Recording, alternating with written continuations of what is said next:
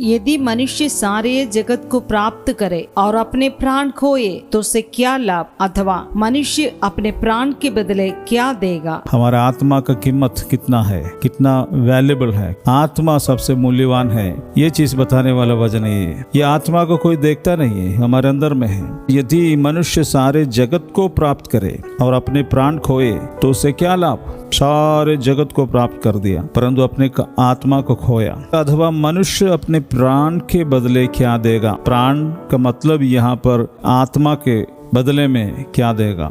आत्मा का बदले में, एक्सचेंज में, क्योंकि बाइबल कहती है परमेश्वर का और से हमें आत्मा मिला है और परमेश्वर के पास लौट जाएंगे। इक्लेसियास्टिस सबोपदेशक की किताब अध्याय 12 उसका 7 वचन में, तब धूल जैसी थी वैसे ही मिट्टी में मिल जाएगी और आत्मा अपने देने वाले परमेश्वर के पास लौट जाएगा। ये परमेश्वर का वचन है, इस पर हमें विश्वास करना जरूरी है। हम नहीं सोच रहे अपने आत्मा के विषय में, लेकिन प्रभु कहता है इन सारे बातों से बढ़कर अपनी आत्मा मूल्यवान है, इम्पोर्टेंट है।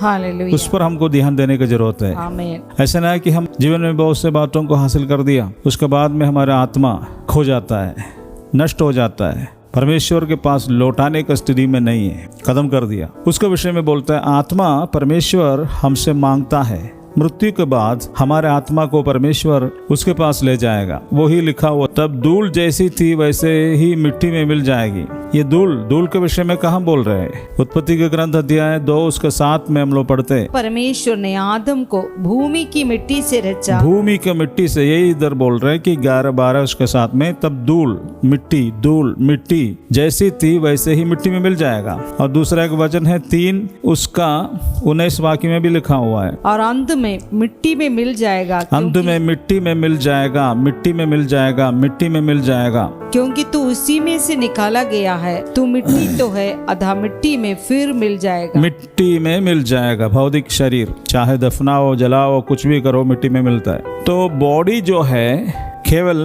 रहने से हम जीवित नहीं है, बॉडी के साथ में आत्मा दिया है। परमेश्वर मनुष्य का शरीर को पहले बनाया। किस प्रकार बनाया। उत्पत्ति 1 उसका 26 में हम लोग पढ़ेंगे, हम मनुष्य को अपने स्वरूप में अपनी समानता के अनुसार बनाए। तो किस प्रकार बाप के जैसा बेटा होता है ना, उसी तरह मनुष्य को अपने स्वरूप में और अपनी समानता में बनाएंगे।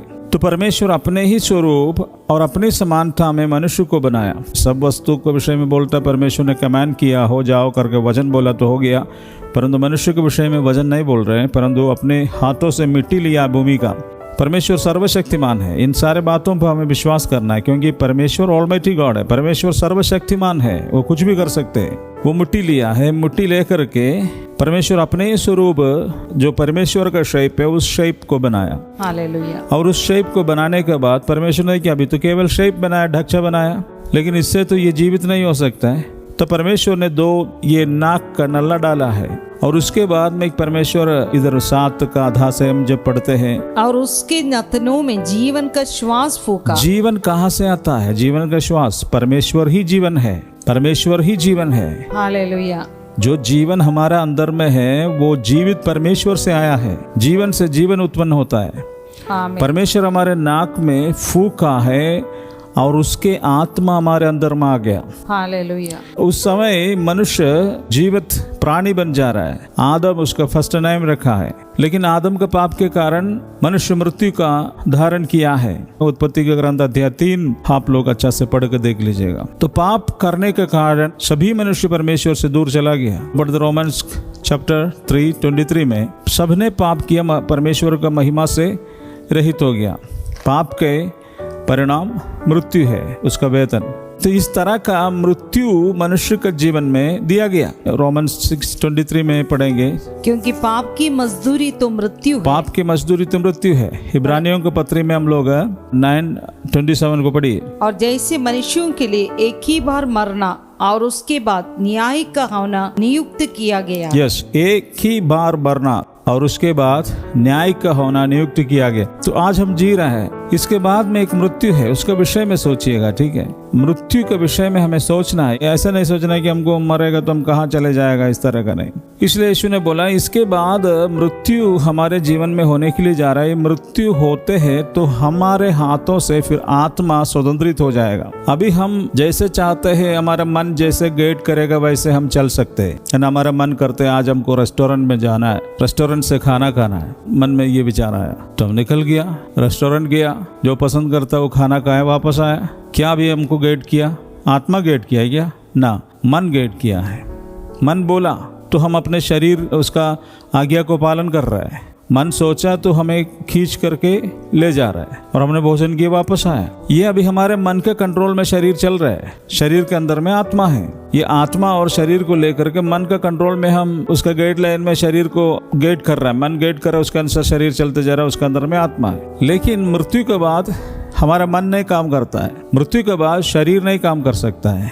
मृत्यु के बाद मन कमांड करने से हमारा बॉडी नहीं वर्क कर सकता है। मृत्यु जो शब्द है उसका डेफिनेशन है, उसका अर्थ है, मीनिंग है डिटैचमेंट। डिटैचमेंट मीन्स एक वस्तु से दूसरा वस्तु या एक बात से दूसरा बात अलग होता है, सेपरेट होना, उसका अर्थ होता है मृत्यु का, डेथ। तो किससे क्या डिटैच हो रहा है, किससे क्या अलग हो रहा है? शरीर से आत्मा अलग हो जा रहा है। आमीन। इसी को मृत्यु कहता है। हालेलुया। तो ये समझना है, आज पृथ्वी में इतने अंधविश्वास है कि हमारा आत्मा निकल गया तो वहां चले जा रहा है, इधर भटक रहा है, इसलिए शांति का प्रार्थना हो रहा है ना। यही ना आज जो चलता है दुनिया में। मर गया तो हमको डर लगता है कि रात में हमारे पास आ जाएगा, कि कैसे आएगा? मर गया तो चला गया परमेश्वर के कंट्रोल में। लेकिन हमारे अंदर में अंधविश्वास के कारण डर होता है। इस डर का फायदा उठाता है दुष्टात्माएं।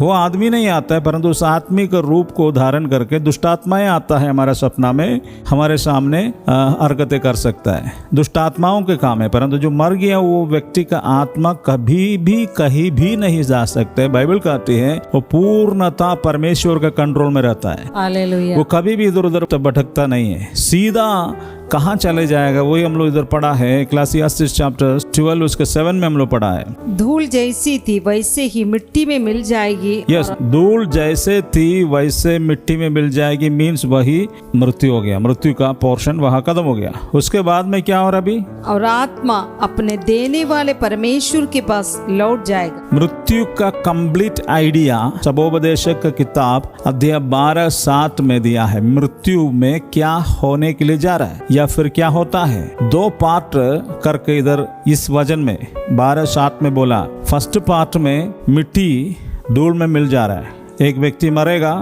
तो उसको डेड बॉडी लेकर के कब्रिस्तान में रखेगा या फिर अपने अपने विश्वास के अनुसार जला दिया जा रहा है, उसको राख लेकर के नदी में फेंक देगा। इसी तरह कोई भी विश्वास हो, कैसे भी हो, परंतु मनुष्य का शरीर धूल में मिल जाता है, उसको मृत्यु कह रहा है। कोई मर गया तो उसको दफना दिया है। उसके बाद में क्या हो रहा है? उसके बाद में सेकंड स्टेज जो हम नहीं देखता है, वो हम नहीं देख रहा है। हम हॉस्पिटल में किसी को ले जा रहा है, वहीं पर उसका डेथ हुआ है। जैसे ही हॉस्पिटल में उसका श्वास रुक गया, मेडिकल साइंस उसको डिक्लेयर करता है आदमी मर गया, फिर उनका अंदर में कोई मूवमेंट नहीं है, ना श्वास चल रहा है, कुछ नहीं है, वो मर गया, डेड बॉडी हो गया। हम केवल उसके ऊपर में देख करके रो रहे हैं, पीट रहे हैं, दुख उठा रहा है। लेकिन इस सिचुएशन वहां चलने के समय हम जो नहीं देखता है, वातावरण में हम नहीं देख रहे हैं, तो दूसरा बात वहां घट रहा है। वो बात है कि इस व्यक्ति के अंदर से जिस वक्त उसका सांस रुक जाता है, जीवन समाप्त होता है, उसी समय उसके आत्मा उस शरीर से डिटैच हो जा रहा है। आत्मा उसका शरीर से निकल रहा है। तो निकल रहा है तो कहाँ जाएंगे, इसके विषय में हमें समझना है। ये सबसे बड़ा इंपॉर्टेंट है। कई लोगों को स्वर्ग और नरक के विषय में कोई विश्वास नहीं है। बाइबल का सबसे बड़ा फेथ है नरक और स्वर्ग के विषय में। हालेलुया।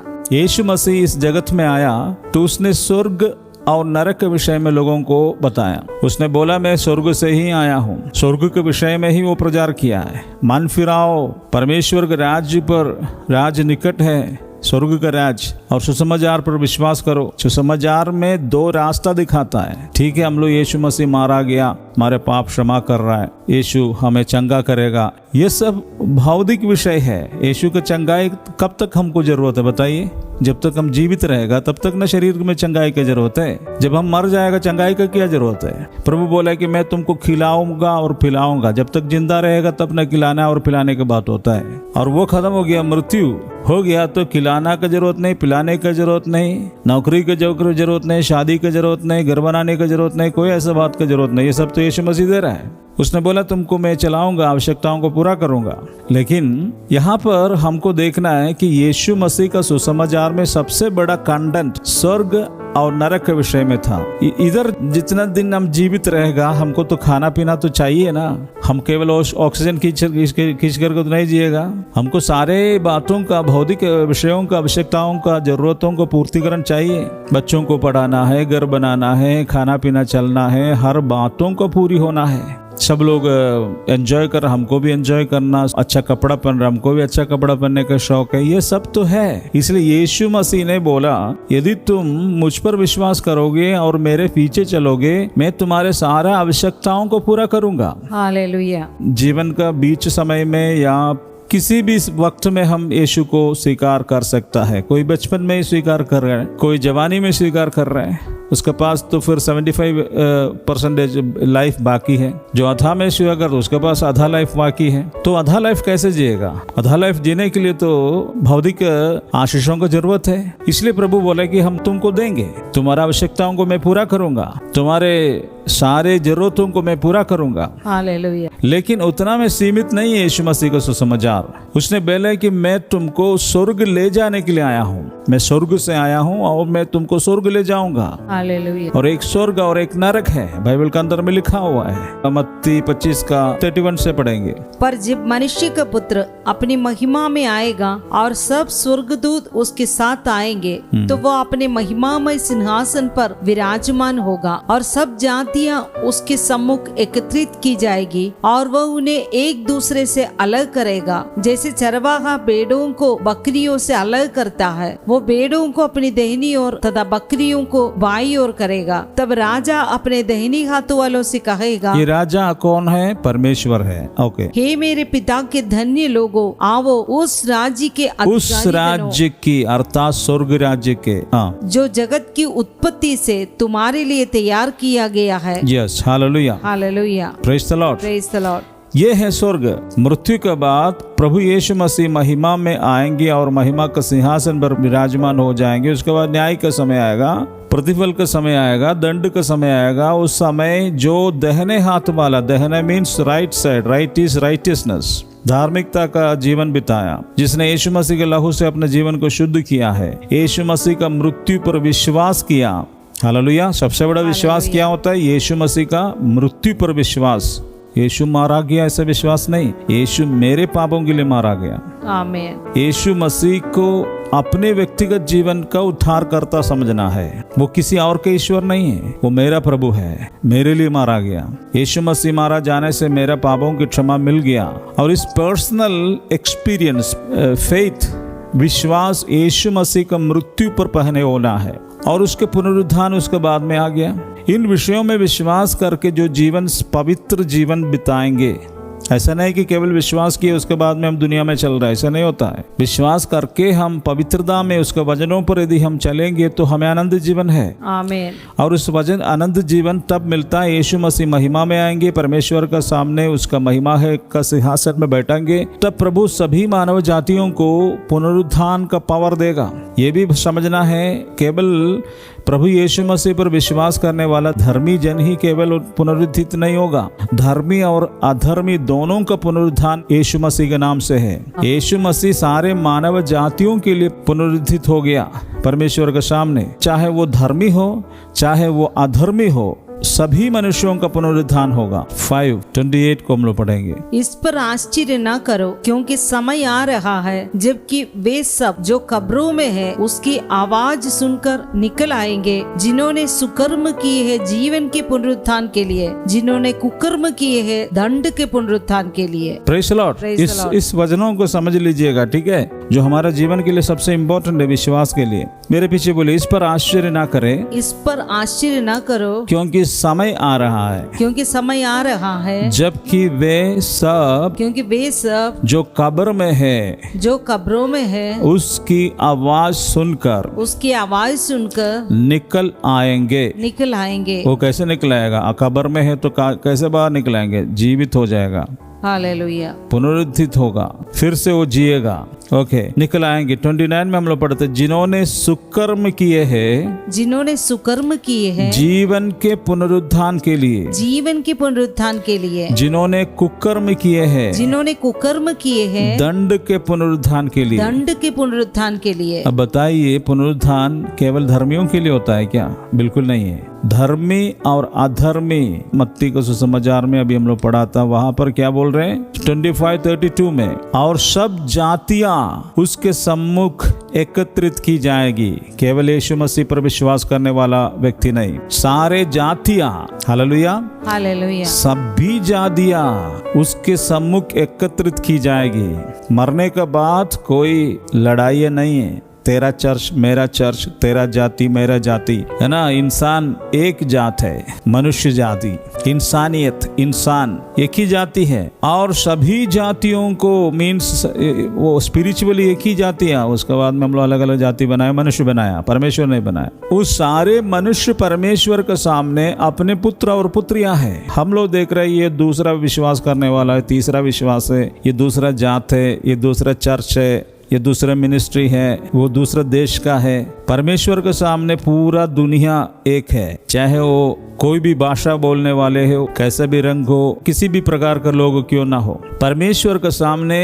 पूरा संसार एक ही झुंड है। हालेलुया, सभी मनुष्य मरेगा और सबका पुनरुत्थान है, हालेलुया, और सबका न्याय है।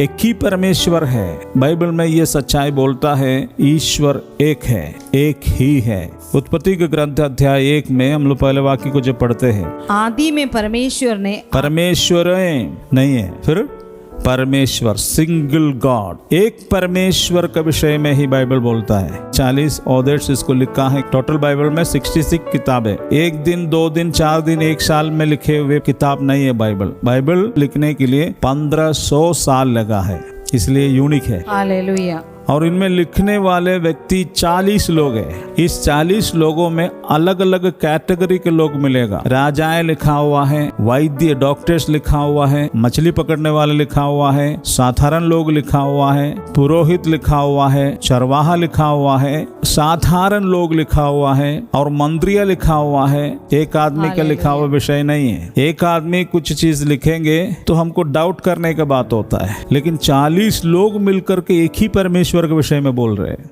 विश्वास योग्य है। और ये 40 लोग अलग अलग समय में जीवित रहा है, लेकिन इन्होंने परमेश्वर से जो प्रेरणाएं मिली है उसी के आधार पर लिखा है। हालेलुया, वही चीज है बाइबल। 1500 साल, 40 लोग, 4 कॉन्टिनेंट से लोग इसमें लिखा हुआ है। इस तरह का ये किताब है बाइबल। लेकिन इसमें विशेषता यह है कि एकमात्र परमेश्वर के विषय में बोलता है, और वही है इसका यूनिकनेस। शुरू से लेकर के जितने पढ़ना है, सारे पढ़ने में एक ही ईश्वर के बारे में, एक ही परमेश्वर के बारे में, जीवित परमेश्वर के विषय में, सच्चा परमेश्वर के विषय में, जीवन देने वाला परमेश्वर के विषय में बताता है। और ये सारे बातों को सीखने के समय में हमें समझ में आएगा, एक परमेश्वर, एक मनुष्य, एक ही जाति, एक ही आत्मा, सब कुछ एक है। चाहे दुनिया में कोई भी किसी भी कोना पर क्षेत्र में रहे, ये बोलने का भाषा अलग हो सकता है, कलर अलग हो सकते हैं, बाल का कलर डिफरेंट होता है, स्किन का कलर डिफरेंट होता है, लेकिन सबका शरीर एक ही होता है। नाक नीचे है, कान ऐसा है, बाल ऊपर होता है, आंख चल रहे। सभी देश का लोगों को राइट और लेफ्ट हैंड से, और उसमें एक में 5 है और एक में 5, 10 होता है ना। कोई ऐसे देश में क्या है, एक में 5 दूसरे में 10 होता है क्या?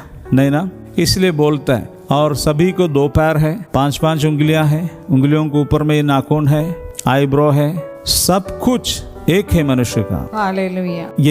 यही हमें सबूत देता है एक ही परमेश्वर का सृष्टि है मनुष्य, आमीन, और इसको मनुष्य ने अलग किया है। मनुष्य ने जाति गोत्र धर्म ये सब करके इधर उधर कर दिया, रंग जाति ये सब लड़ाइयाँ मनुष्य ने इसको किया है। लेकिन मनुष्य एक है और परमेश्वर एक है। हमको बचने का रास्ता है कि दूसरा बात बाइबल कहती है मृत्यु के विषय में, क्यों मुक्ति हुआ है उसके विषय में बाइबल क्लियरली बोलता है, क्यों हम मरता है।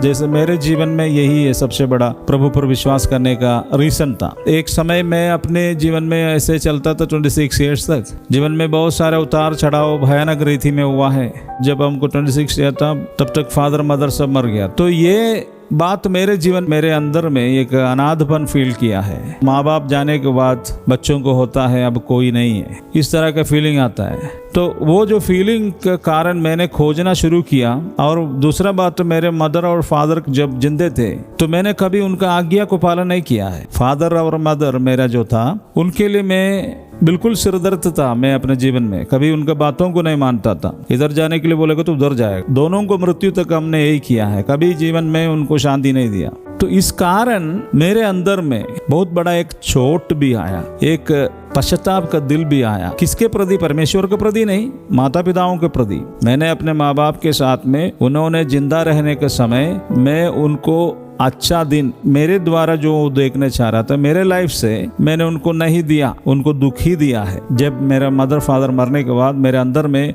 ऑटोमेटिकली ये रिवेंट होकर के मेरे जीवन को एक दुखमय अवस्था में ले गया। वो मेरे जीवन के लिए एक बहुत बड़ा एक विषय हुआ है प्रभु के पास आने के लिए। फादर और मदर मर रहे हैं और सब लोग मर रहे हैं और हम भी मर जाएंगे। ये क्यों मर रहा है? क्यों लोग मरता है? क्यों हम जन्म हुआ है? मैं जन्म होने का रीजन क्या है? क्यों मैं जिंदा हूँ और मैं क्या कर रहा हूँ मुझे समझ में नहीं आ रहा है। मैं कहाँ पर जा रहा हूँ मुझे कुछ पता नहीं चल रहा है। और मेरा मृत्यु भी होगा तो मैं कहाँ जाऊंगा? मृत्यु के बाद में क्या होने के लिए जा रहा है? ये सब फिर हमको देखने के लिए नहीं मिलेगा क्या? तो फिर क्या होता है आफ्टर डेथ? इस तरह की बातें मेरे अंदर में जबरदस्त एक बहुत बड़ा सोच बन गया है। उसी समय में ही मुझे एक सभा में जाने के लिए अनुभव मिला है यीशु मसीह के बारे में सुनने के लिए। हम लोग परंपरा से क्रिश्चियन से, लेकिन फायदा नहीं है, कोई बिलीव नहीं था प्रभु पर। कभी कभी चर्च जाते हैं ऐसे वाले थे, कभी कभी भी नहीं जाते थे। जवान होने के बाद कभी भी नहीं जाते थे, कभी कभी भी नहीं बोलना चाहिए। तो इस तरह का जीवन बिताने वाले व्यक्ति के अंदर कोई ईश्वर पर कोई विश्वास नहीं है। हाँ, कोई ईश्वर हो सकता है, ये तो विश्वास था, हो भी सकता नहीं भी हो सकता, इस तरह था। लेकिन एक ऐसा सिचुएशन में जीवन के विषय में सोचने के कारण मैंने सोचना शुरू कर दिया कि डेथ क्यों होता है, मृत्यु, उसके बाद में क्या होगा। तो फिर हम एक कन्वेंशन में अर्थात एक प्रेयर मीटिंग में चला गया। 3-4 दिन वहाँ रह कर अटेंड करने के लिए मुझे अवसर मिला। उन दिनों में मेरा जीवन बदल गया। उन दिनों में मुझे ये सच्चाई प्रकट हुआ, यीशु मसीह मृतकों में से जी उठा है। अध्याय यूहन्ना 10 उसका 17 वाक्य को हम लोग पढ़ेंगे, 17-18 को। 17-18 पिता इसलिए मुझसे प्रेम रखता है कि मैं अपना प्राण देता हूँ कि उसे फिर ले लो। ये मुझे टच किया, मैं अपने प्राण देता हूँ कि उससे फिर ले लो। हम लोग सब तो मरता है ना, हम लोग तो वापस अपने जीवन नहीं ले सकता। लेकिन प्रभु बोल रहे कि मैं मरने का पहले ही बोल दिया, मैंने अपने प्राण दे रहा है। हम लोग हमेशा सुनता था यीशु मसीह को मार दिया। यीशु मसीह को मारा नहीं, यीशु मसीह ने अपने जीवन को मरने के लिए दिया है। तो यीशु ने अपने जीवन दिया, उसके बाद में उसने बोल रहा है कि मैं उसे फिर से ले लूंगा। ये क्या है? ये कौन सा पावर है भाई? और नीचे बढ़िया 18 वाक्य, कोई उसे मुझसे नहीं छीनता। वो बोल रहे कि कोई उसे मुझसे नहीं छीनता, परंतु मैं उसे अपने आप ही देता हूँ। मैं उसे अपने आप में अपने जीवन दे रहा हूँ। मुझे उसे देने का अधिकार है और फिर ले लेने का भी अधिकार है। ये मुझे बहुत ही टच किया था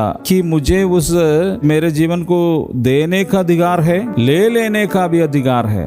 हो बाप रे, यही हमारा जीवन मेरे जीवन में सच बुझ काम किया है। आमीन। मुझे देने का अधिकार जीवन को, और उसके बाद ले लेने का भी अधिकार है। हालेलुया। यदि कोई मनुष्य बोलेगा मैं अपने जीवन को देने का भी मेरे पास अधिकार है और मेरे जीवन को वापस ले लेने का भी अधिकार है, दुनिया में कोई नहीं बोला। संत महात्मा गुरु बहुत है दुनिया में, लेकिन कोई महान व्यक्ति, कोई मनुष्य आज तक ये शब्द नहीं बोला है। आमीन। खोजिए, दुनिया में कहीं नहीं मिलेगा। ये नहीं बोला मुझे अपने जीवन देने का और ले लेने का अधिकार है।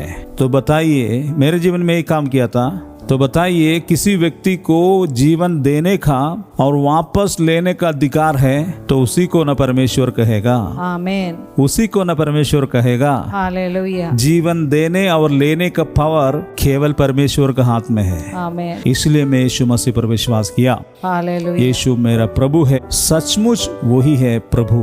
परमेश्वर करके विश्वास करने के लिए मुझे और कोई सबूत की जरूरत नहीं था। हालेलुया, और इसलिए हम देखा है कि क्रिसमस, गुड फ्राइडे, ईस्टर, सभी महान का तो मतलब जन्मदिन होता है, मृत्यु का भी दिन होता है, डेथ एनिवर्सरी, लेकिन कोई ऐसा महान का आज तक हमने देखा नहीं है कि उसका पुनरुत्थान का भी दिन होता है। केवल यीशु मसीह का, आमेन, केवल यीशु मसीह का, हालेलुया, केवल यीशु मसीह का ही पुनरुत्थान का दिन का पर्व होता है। हालेलुया, इसको आप हल्का समझ रहे हैं क्या? यीशु जीवित है। आमेन, आज हम नहीं देख रहे हैं, देखने की जरूरत नहीं है। वो आत्मा है, हालेलुया, वो स्वर्ग में विराजमान है। उसका नाम लेके तो देखो, वो आपके पास आएगा, उसका अनुभव आपको जीवन में देगा, उसका डिलीवरेंस आपको जीवन में देगा, उसको चंगाई आपको जीवन में देगा। यूट्यूब में, सोशल मीडिया में चंगाई और छुटकारा का गवाही है। जितना यीशु मसीह का नाम में सुनते हैं, वैसे दुनिया में कई नहीं सुनेगा कि यीशु मुझे चंगा किया है। हालेलुया, क्या इतने सारे लोगों को पैसा दे करके भरमाता है क्या? उसको चंगाई मिलता तो झूठ बोलता है। हो सकता कुछ लोग झूठ बोल रहा होगा, लेकिन सब लोग तो नहीं है। आमेन, सब लोग तो नहीं है। A to Z वाले लोग झूठ नहीं बोल सकते।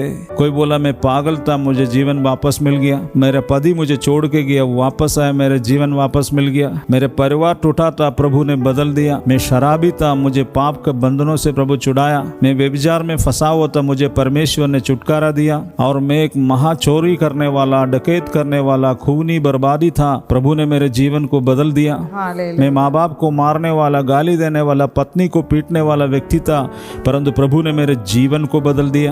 आमेन, ये आसान बात है क्या जीवन बदलना? जीवन नहीं बदल सकते, ऐसे साइकोलॉजिकल बात नहीं है। जीवन बदल गया। मैं अपने जीवन के बारे में बोल सकती इतने सारे बात। मुझे कोई पैसा नहीं दिया है, विश्वास करने के लिए भी नहीं दिया है, विश्वास के बाद उसका प्रचार करने के लिए भी मुझे 1 रुपया कोई नहीं दिया है, नहीं देता है। मैं अपना अनुभव बोलता है। हालेलुया, परमेश्वर जीवित है और प्रभु ने चंगाइयों को आज रात में भी करता है। यीशु का नाम लेके देख लीजिए, आपका जीवन परिवर्तित हो जाएगा। आमेन, आपका परिवार छुटकारा पाएगा। हालेलुया, आपका बिगड़े हुए जिंदगी बदल जाएगा। आपका टूटे हुए परिवार पूरा से पूरा जुड़ जाएगा। आपका जीवन पाप के बंधन में, नशीले पदार्थ के बंधन में फंसा हुआ है क्या? प्रभु आपको छुड़ाएगा। कोई ऐसे बोलते मैं तो जादू टोना के बंधन में था, प्रभु ने मुझे छुड़ा दिया। जीवन का आशीषों के लिए जादू टोना के पीछे पड़ गया, जिंदगी भर जादू टोना किया, जितने जादू टोना किया उतना ही नुकसान हुआ है, परंतु यीशु मुझे छुड़ाया है। आमेन, हालेलुया, इतने टेस्टिमनीज देखते हैं, फिजिकल हीलिंग, कैंसर से, एड्स से, इस तरह के इतने हीलिंग्स, एक नहीं है, अनेक हजारों हीलिंग्स हमने सुना हुआ है और आज भी देख रहा है। आज रात में भी हीलिंग यीशु मसीह के नाम से है, छुटकारा यीशु के नाम से है, चंगाई यीशु के नाम से। क्यों? ये प्रचार करने वाला मेरा ताकत नहीं है, हम कुछ नहीं कर सकते, मेरे पास कोई हीलिंग का पावर नहीं है। हीलिंग का पावर, हीलर वो यीशु है। आमेन, यीशु का नाम लेने से आपको हीलिंग मिलेगा। हालेलुया, मैं केवल यीशु आपको हील कर सकता है, उसको विश्वास करने से इतना ही हमारा काम है। मेरे पास कोई सामर्थ नहीं है, हीलर वही है, उस पर विश्वास कीजिए। आप कहीं भी रही आपको चंगा करेगा। आमेन, क्योंकि वो ऑलमाइटी है, वो स्वर्ग में विराजमान है, वो आपके पास आ जाएगा, आपके कमरे में आएगा, आपके बेड में आएगा, आपको हॉस्पिटल में आएगा, आपका सफर में आएगा। आप जहाँ कहीं भी है, परमेश्वर यीशु मसीह आपके नजदीक आएगा, आपके पास आएगा, आपको स्पर्श करेगा, आपको छुएगा, आपको चंगा करेगा, आपको छुड़ाएगा। आप रियली यीशु से प्रार्थना करेगा तो आपको डेफिनेटली हीलिंग है। आमेन, कल आज तो लोग हीलिंग के लिए आते हैं। कई लोग ऐसे होता है कि वो मेडिकल साइंस में ज्यादा भरोसा रख रहा है और प्रभु का वचन में कम, इसलिए उनको हीलिंग नहीं मिलता है। यदि आप पूरा से पूरा यीशु मसीह के वचन पर विश्वास करेंगे, भरोसा उसी के ऊपर रखेंगे, पक्का चंगाई है, छुटकारा है। ये क्यों होता है? यीशु पुनरुत्थित हुआ है। यीशु यदि पुनरुत्थित नहीं हुआ है, उसको दफना दिया तो वो जी नहीं उठा है, तो ये सारा काम होना संभव है। वो जीवित है, वो जीवित है, वो हमेशा के लिए जीवित है, हालेलुया। वो स्वर्ग में विराजमान है, फिर से आने वाला है। इसीलिए यीशु मसीह का नाम लेने से जीवन बदलता है। आमीन। यीशु मसीह का नाम लेने से चंगाई मिलते हैं। यीशु मसीह का नाम लेने से भूत और दुष्ट आत्माएं भागते हैं। यीशु मसीह का नाम लेने से परिवार बदलते हैं। कारण क्या है? वो जीवित है। यीशु मर्दों में से जी उठा। आमीन आमीन। यीशु मृतकों में से जी उठा। उसने कहा, मैं ही पुनरुत्थान और जीवन हूँ। जो मुझ पर विश्वास करेगा वो मरने पर भी जीवित रहेगा। जो मुझ पर विश्वास कर जीवित है वो कभी नहीं मरेगा। हालेलुया। यस, यीशु मसीह जीवित है। हालेलुया। तो ये वचन मेरे जीवन को स्पर्श किया है। मेरे जीवन जब टूट गया तो मैंने इसको अनुभव किया है। मेरे जीवन में उसका पवित्र आत्मा उतर के आया और मुझे पवित्र आत्मा से भर दिया। मैं परमेश्वर का स्वर्गीय शांति को हासिल किया। उसका अनुभव, उसका आनंद, उसका शांति, उसका नम्रता, उसका संयम, उसका प्रेजेंस, उसका धीरज मेरी आत्मा में मैंने अनुभव किया। और उसका वचनों को पढ़ने के लिए पवित्र आत्मा मुझे अगुवाई किया। रोज उसका वचन पढ़ने के लिए ऐसा चाहत मेरे अंदर में आया। प्यास, बाइबल में बोलता है जो प्यासा है उसी को ही पिलाया जाता है। जो भूखा है उसको मिलेगा। मांगो तुम्हें दिया जाएगा, ढूंढो तो पाओगे, खटखटाओ तो खुला जाएगा। किस विषय में बोला? परमेश्वर के राज्य के विषय में, धार्मिकता के विषय में, पवित्र आत्मा के विषय में, आमीन। The presence of the Holi spirit के विषय में, उसके विषय में बोला। तुम मांगो, तुम तो दूसरा कुछ मांग रहे हैं। प्रभु को मांगो, यीशु को मांगो, वो आपके जीवन में आएगा। वो आपका एंटायर लाइफ वो चेंज करेगा, नया जीवन में आपको ले जाएगा। हालेलुया। हालेलुया। फिर आपकी इच्छा नहीं चलता, उसकी इच्छा चलेगा। उसकी इच्छा चलेगा, परंतु उसकी इच्छा अच्छा होता है। उसकी इच्छा अच्छा होता है। यदि हम संपूर्ण हृदय से उसके हाथों में अपने जीवन को सरेंडर करेंगे तो हमारा जीवन परिवर्तित हो जाए। कई लोग विश्वास में आने के बावजूद भी अपनी इच्छा को पूरा करने के लिए चाहता है, इसलिए उसका जीवन में आज भी अशांति है। आज भी अशांति है, इसलिए वो यीशु को पाने के बाद आज भी अपनी इच्छा के लिए प्रार्थना कर रहे हैं। नो नो नो नो, वो प्रार्थना कंप्लीटली गलत है। प्रभु आपका जीवन में आया है, प्रभु पर आप संपूर्ण हृदय से विश्वास किया है, तो आपका प्रार्थना यही होना चाहिए कि तेरी इच्छा पूरी हो जाए हालेलुया मेरे जीवन में। हालेलुया। हालेलुया। तेरी इच्छा पूरी हो जाए, मेरी इच्छा नहीं। दो प्रार्थना, एक प्रार्थना में दो साइड है ना, एक सिक्का में दो साइड होता है। एक प्रेयर, उसको दो साइड है। तेरी इच्छा पूरी हो जाए, मेरी इच्छा नहीं पूरी हो जाए, है ना, दो साइड हो गए। तेरी इच्छा पूरी हो जाए, उसका समय में क्या है? एट द सेम टाइम मेरी इच्छा पूरी ना होना।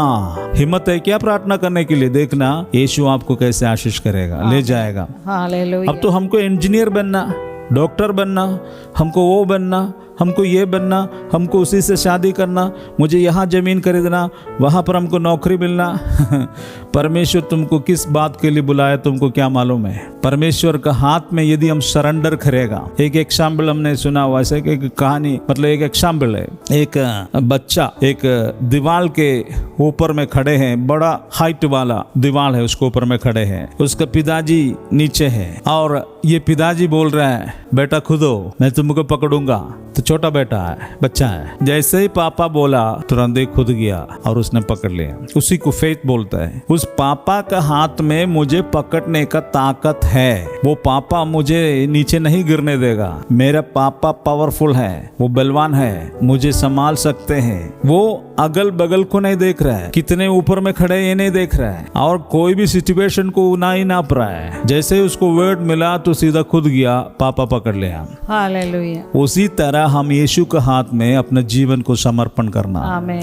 यदि आप सरकमस्टेंस बैकग्राउंड का हिसाब किताब लेते रहेगा तो परमेश्वर की इच्छा हमारे जीवन में पूरी नहीं होगा। यदि आप कंप्लीटली आपके जीवन उसके हाथ में सरेंडर करेगा, एक भी मन के कोना में जीवन का एक भी शेद आप नहीं छोड़ते हुए कंप्लीट बातों को लेकर के आप यीशु के हाथ में देंगे, और उसके बाद में आप कहेंगे तेरी इच्छा पूरी हो जाए, बल्कि मेरी इच्छा नहीं। हालेलुया। इसको भी करना है। कई लोग प्रार्थना करते हैं, प्रभु आपकी इच्छा, परंतु कभी नहीं बोलता मेरी इच्छा नहीं पूरा होना है। जब तक आप मेरी इच्छा नहीं पूरा होना है, इस पर आप दृढ़ स्ट्रांग अंडरस्टैंडिंग में नहीं आए। आपको हिम्मत भी होना चाहिए प्रार्थना करने के लिए, वही हिम्मत होना चाहिए। ऐसे नहीं कि आपकी इच्छा पूरी हो जाए, ऐसे प्रार्थना किया, उसने कुछ बात आपको बोला कि ऐसा करो, तो हमारी इच्छा नहीं। हमने एक्सपेक्ट किया है कि प्रभु से बोला कि आपकी इच्छा पूरी हो जाए तो प्रभु ने कुछ ऐसा चीज हमको देगा जो हमारे मन के अनुसार है। मन का बिल्कुल विपरीत बात प्रभु आपके सामने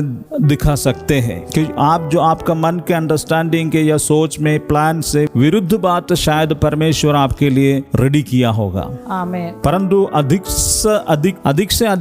अधिकतर लोगों का जीवन यीशु का हाथ में नहीं दे पा रहा है। वो केवल आराधना चिल्लाते उसमें चल रखो, सोच रहा है कि हम आराधना करेगा, हम स्तुति करेगा, हम ज्यादा उपवास करेगा, सब प्रभु मेरे साइड में आ जाएगा। No never. आप कितने भी करते रहो, आपके साइड में कोई प्रभु नहीं आएगा। आप उसके हाथ में अपने जीवन को सरेंडर करके बोलना है कि आपकी इच्छा पूरी हो जाए। आमीन। तब देख लेना प्रभु काम करेगा। हालेलुया। वो जीवित हैं। आज रात में हम इन वचनों को देखने के समय में उसका जीवन का दशा प्रभु यीशु मसीह का वही हम देख रहा था। मेरे जीवन को बहुत गहराई से इस शब्द स्पर्श किया। यहाँ पर हमको उत्तर मिला। क्या है उत्तर? कोई उससे मुझसे छीन नहीं सकता। मैं अपना प्राण देता हूँ कि उससे फिर ले लूं। कोई उसे मुझसे नहीं छीनता, परंतु मैं उसे अपने आप ही देता हूँ। मुझे उसे दे देने का अधिकार है और फिर ले लेने का भी अधिकार है। आमीन। इसी कारण से मैंने यीशु प्रभु है और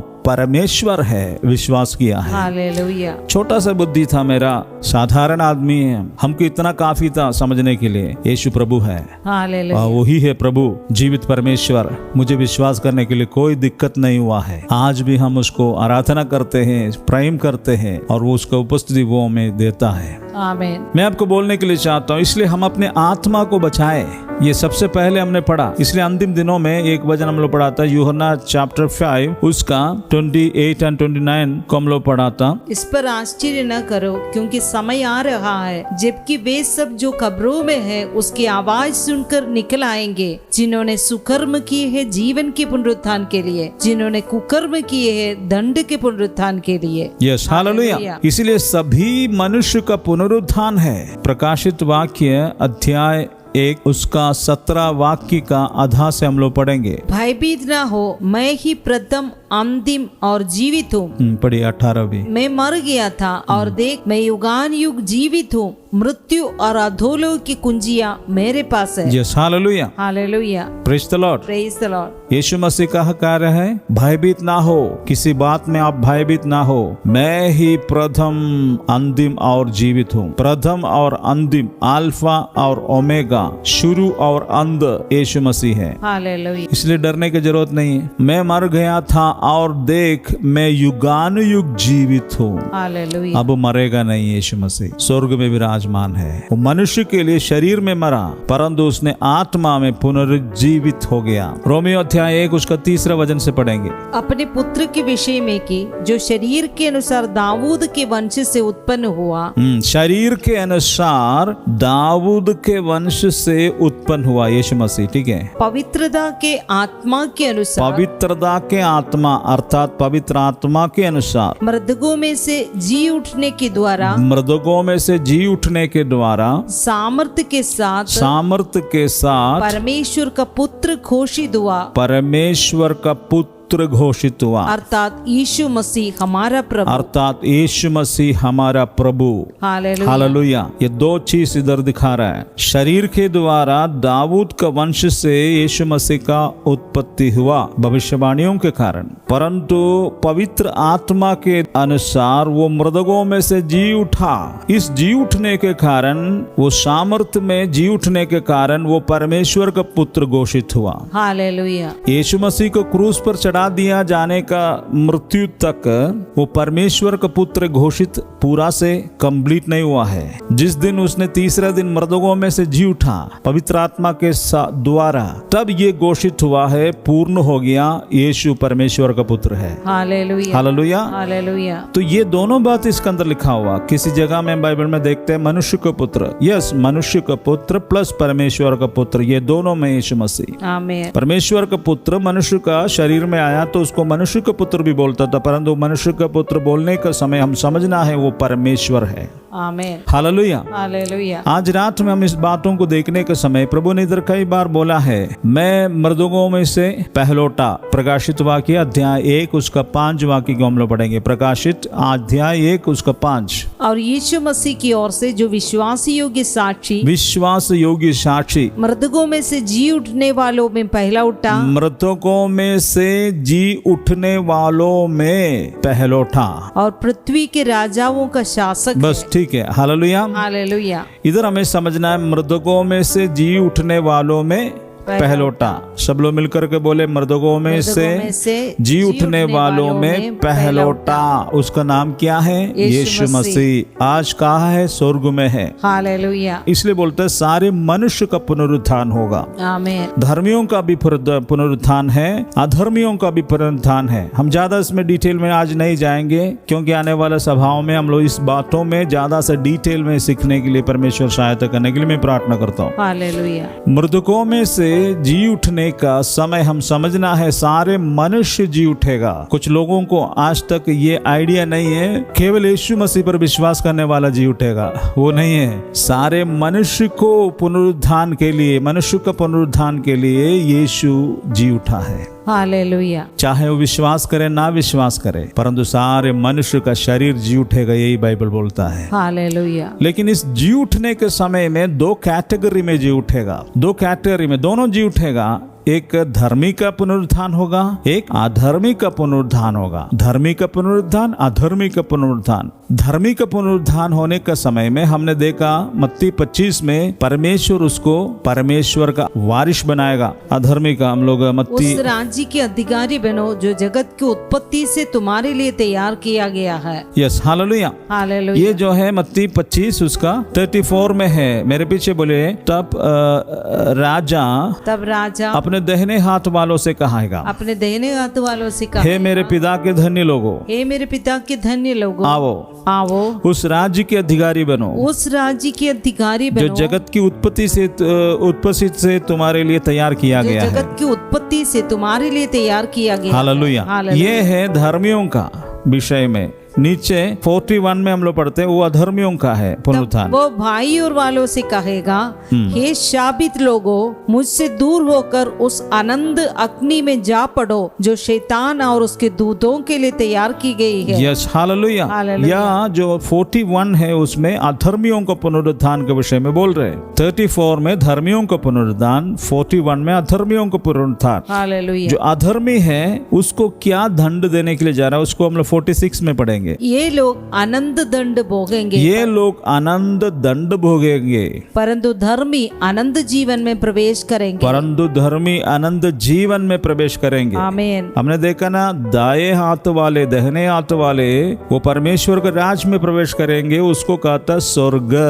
दाएं हाथ वाले जो प्रभु की इच्छा को नहीं पूरा किया, वो बाएं हाथ वाले श्रापित लोग हैं। उन लोगों को शैतान को जहाँ रखा, इधर समझ लीजिएगा, ये नरक के विषय में बोल रहे हैं। 41 में मेरे पीछे बोलिएगा, तब वह बाई और वाले से कहेगा, तब वो बाई और वालों से कहेगा, हे श्रापित लोगों, हे शापित लोगों। जो पहले वालों को क्या बोला? अनुग्रहित आशीष लोगों को बोला। इधर बोल रहे हैं श्रापित लोगों। मेरे पीछे बोले, मुझसे दूर होकर उस आनंद अग्नि में जा पड़ो, उस आनंद अग्नि में जा पड़ो जो शैतान और उसके दूतों के लिए तैयार की गई है। और उसके दूतों के लिए तैयार की गई है। ऑलरेडी परमेश्वर शैतान को और उसका साथियों को, दूतों के लिए जो तैयार किया गया है, जो जगह है, उसी को ही आनंद दंड या आनंद मृत्यु या फिर नरक जो शब्द है बोलता है। हालेलुया। वो एक जगह है, नरक एक जगह है, एक जगह है नरक। कभी नहीं सोचना है कि अरे नरक बोल रहे ना, कुछ इसका। कुछ लोग बोलते हैं स्वर्ग और नरक सब यही है। बिल्कुल नहीं है, स्वर्ग और नरक यही है, ऐसा नहीं बोल सकता है। हालेलुया। हालेलुया। वो मनुष्य बोलते हैं ऐसे, लेकिन स्वर्ग भी है, नरक भी है। स्वर्ग में परमेश्वर आता है, नरक में शैतान को रखने का जगह है। हमारे पुनरुत्थान के बाद स्वर्ग में परमेश्वर सभी आत्मा को जब रिकॉल करेगा, उस समय जो राइटियसनेस के, धार्मिकता के साथ में जीवन बिताया, उन लोगों को जो दाहिनी हाथ वाले जो कहता है, वो पिता के धन्य लोग होता है, उनको परमेश्वर के राज्य का उत्तराधिकारी, अधिकारी बनाने का कृपा मिलेगा, अर्थात तो स्वर्ग में चले जाएगा। दूसरा जो बाएं हाथ वाले को श्रापित लोग कहते हैं, उनको बोलेगा परमेश्वर मुझसे दूर हो जाओ। उस आनंद अग्नि में, आनंद अग्नि, इधर तो कुछ भी अग्नि हो जाता है, फायर फोर्स आता है उसको अग्नि बुझा देते हैं ना, लेकिन बुझाने वाला कोई सिस्टम नहीं है, आनंद अग्नि है। उस आनंद अग्नि में जा पड़ो जो शैतान और उसके दूतों के लिए तैयार किए गए हैं। तो वो जगह जो है शैतान के लिए तैयार किया, अर्थात शैतान के साथ मनुष्य को भी डाला जाएगा उस आनंद अग्नि के अंदर में। तो दो चीज हम देख सकता है, 46 में हम देखा है, ये लोग आनंद दंड भोगेंगे, आनंद दंड, आनंद अग्नि, आनंद दंड, ठीक है। कौन? अधर्मी। और धर्मी जो को क्या मिलता है? धर्मी आनंद जीवन में प्रवेश करेंगे। हालेलुया। यीशु आया हमें आनंद जीवन देने के लिए, आमीन। मृत्यु से बचाने के लिए, इसलिए वो मृत्यु से जी उठा है। हालेलुया। हालेलुया। प्रकाशित वाक्य अध्याय 20 उसका 15 वर्ड को पढ़िए। जिस किसी का नाम जीवन की पुस्तक में लिखा हुआ ना मिला, वह आग की झील में फेंक दिया आग गया। की झील, दूसरा शब्द कहता है वो आग की झील है। और 21 उसका 8 में, परंतु डरपोकों, अविश्वासियों, घृणितों, हत्यारों, व्यभिचारियों, जादूगरों, मूर्ति पूजकों और सब झूठों को भाग उस झील में होगा जो आग और गंधक से जलती रहती है। ये दूसरी मृत्यु है।